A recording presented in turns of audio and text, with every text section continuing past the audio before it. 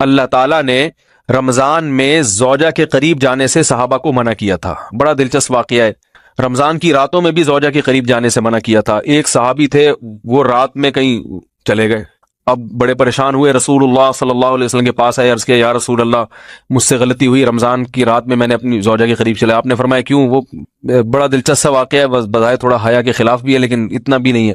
وہ کہہ رہے میری زوجہ کہیں پانی بھرنے کے لیے جا رہی تھی، ان کی پنڈلی کھلی تو میری نظر بیوی کی پنڈلی پر پڑی اور میں بس پاگل ہو گیا بیوی کے عشق میں. میں یہ اس لیے بیان کر رہا ہوں کہ جو لوگ نظر کی حفاظت کرتے ہیں وہ بیوی کے عشق میں پاگل ہوتے ہیں. جو دن رات انٹرنیٹ پر پنڈلیاں دیکھتے رہتے ہیں انہیں بیوی کی پنڈلی بھی کیا شکل بھی اچھی نہیں لگتی ان کو.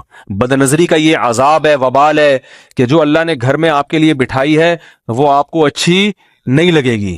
تو نظر کی حفاظت کیا کرو، اس سے آپ کو اپنی بیوی سے عشق ہوگا، محبت ہوگی. بات آ رہی ہے سمجھ میں؟ تو اب دیکھو کیسا روزے کی حالت ہے. رمضان میں پابندی ہے، اسلام میں حکم تھا جو رمضان میں بیوی سے ہم بستری کرے گا 60 روزے لگاتار رکھنے پڑیں گے. کتنا بڑا جرم، لیکن صحابی سے برداشت نہیں ہوا. صرف زوجہ کے پاؤں پہ نظر پڑی ہے تو وہ کیسے بیوی سے محبت کرتے ہوں گے، اور وہ بیوی کے بغیر رہ سکتے ہوں گے. اور آج لوگوں کے فون آتے ہیں ہماری بیگم جس میگے جاتی ہے اتنی خوشی ہے، ایسا اچھا سا فیل ہوتا ہے، ایسا عجیب سا محسوس ہو رہا ہوتا ہے جیسے آزاد ہو گئے.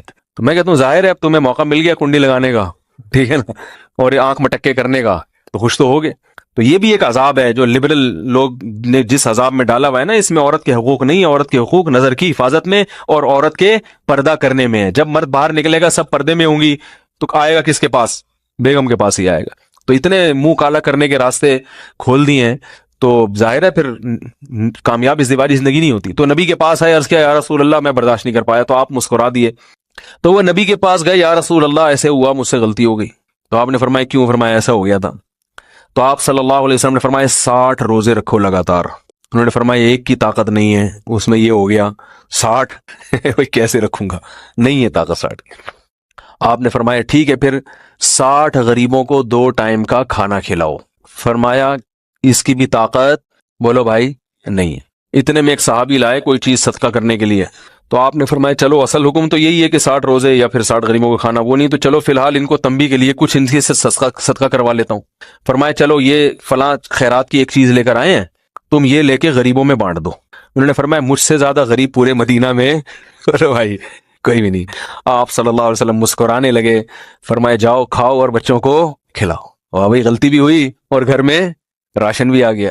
تو اس کے بعد قرآن کی آیت نازل ہوئی کہ احل لکم لیلۃ الصیام الرفث الی نسائکم ہن لباس لکم وانتم لباس لہن علم اللہ انکم کنتم تختانون انفسکم فتاب علیکم وعفى عنکم فالآن باشروہن وابتغوا ما کتب اللہ لکم. فرمایا اللہ کو بتایا کہ تم اس حکم پر عمل نہیں کر سکتے، لہٰذا رمضان کی راتوں میں تمہیں اپنی بیوی کے پاس جانے کی اجازت ہے، لہذا ان کے پاس جایا کرو اور اس اولاد کو تلاش کرو جو اللہ نے تمہارے مقدر میں لکھ دی ہے. قرآن جہاں بھی بیوی سے ریلیشن قائم کرنے کی بات کرتا ہے اولاد کا ذکر لازمی کرتا ہے، یعنی تلاش کرو اس اولاد کو جو اللہ نے تمہارے لیے لکھ دی ہے. ما کتب اللہ لکم، ما کتب اللہ علیکم نہیں ہے. علا کا مطلب تمہارے خلاف، لکم کا مطلب تمہارے فائدے کے لیے. لام عربی میں نفع کے لیے آتا ہے، علا عربی میں ضرر اور نقصان کے لیے آتا ہے. فرمایا یہ نہیں کہ اس اولاد کو تلاش کرو جو بطور پینلٹی کے اللہ نے تمہارے متھے لگا دی ہے، جو اللہ نے تمہارے فائدے کے لیے لکھ دی ہے. اس سے پتہ چلتا ہے اسلام اولاد کی کثرت پہ کس قدر حریص ہے. بات آ رہی ہے اور بھی اس بارے میں آیتیں ہیں قرآن مجید کی، مگر میں اب زیادہ تفصیل میں نہیں جاؤں گا.